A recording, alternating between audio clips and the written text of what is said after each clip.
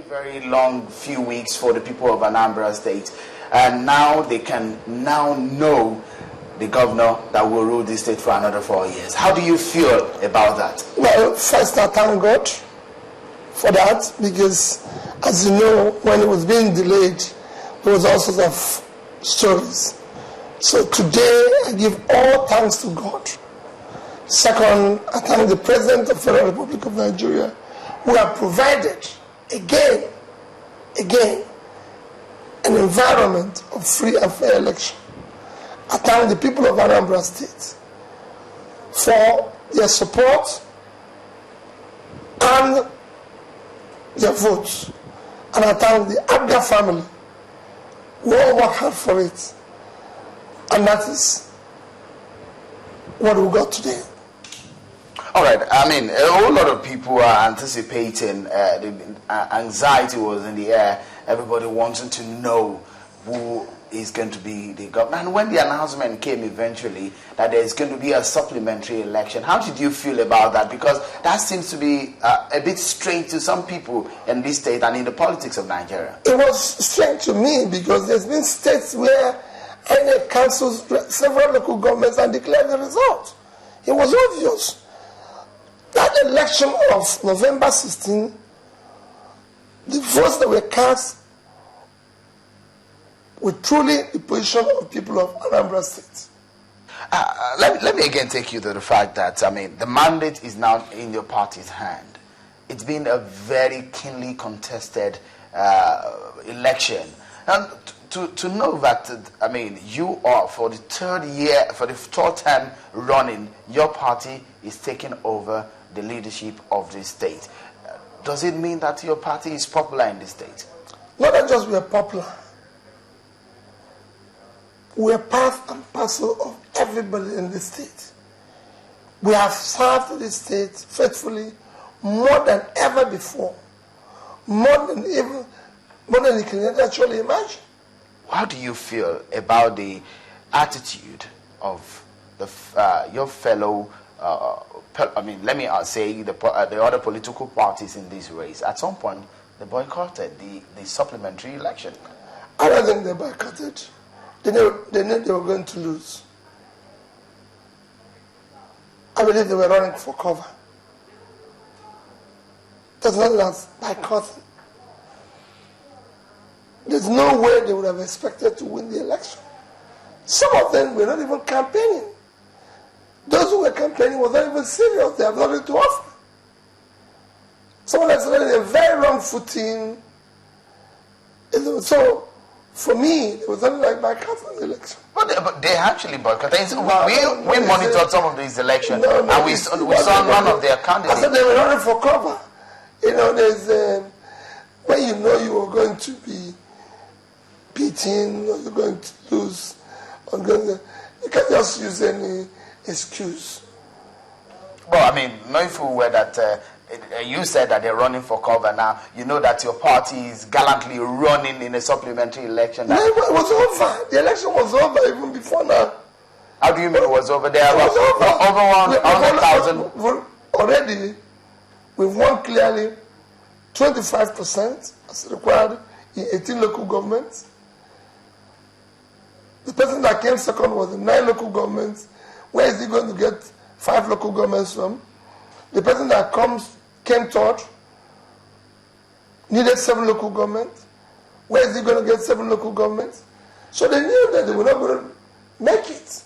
So the only way, just like it happens every time, whenever there's an election, especially when people have assumed what they're not, and suddenly they find out the reality, they start shouting, making noise. Our party is not a party of noisemakers. We've worked in this state more than anybody. All those who have come before us put together did not deliver 20% of what we've been able to do here. And it's on record. Unfortunately, for us, it is not about going around advertising yourself. It's about the people. When I was going for second tenure, They say nobody had done second tenor in the old and new Anambra state. It will never happen. Oh no, and everything made all the noise. But when the people voted, they voted for me.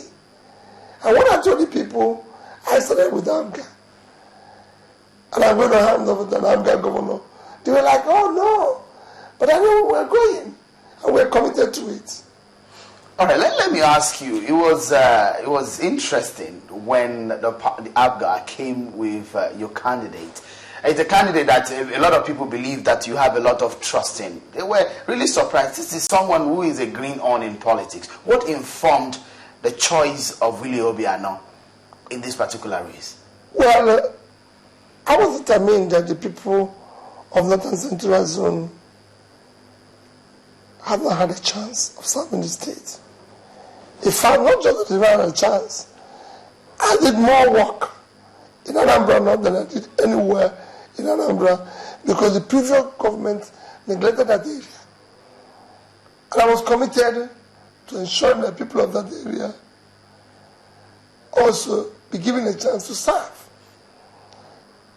And when we focus on that area, and that area they have two areas. They have the Anambra area and they have the Onitsha Obaduazis. The Anambra area, you will say, are the worst off. In terms of all areas, they are the most neglected. I focused on that. The first road I flagged off was in Ayamenam area. Thereafter, it followed to Anambra West, where they had not any road before, Anambra East and everything. So our focus was, can we get somebody from that area? And when we looked into that area, Willie Obiano was an obvious choice. But, I mean, obvious choice in what sense, Your Excellency? Because this is someone who was coming from the banking sector, who has never had a taste with politics before. Well, it is not about taste with politics. It is about the background of the person. I have known him. I was with him while he was in the bank. And I haven't reached a position of an executive director in a bank. He has reached a certain level of responsibility that, considering what we're doing here, he will definitely not want to go lower. He will not want to fail. You know, because at the stage you are in life, you don't want to fail. But some of other candidates are already on the ground, so they have nowhere to go. Whatever they do is added. All right. I look at it and I say, okay, you took a lot of risk there because Chief Willie Obiano was ran with heavyweights, juggernauts in the politics of Anambra State. And when he was running, do you have any fear as to whether he was going to emerge victorious? Well, for you, they're heavyweights. For me, they were not. We know what we're selling. The people trusted our party. The people trusted me. And they know, what we've been able to do here.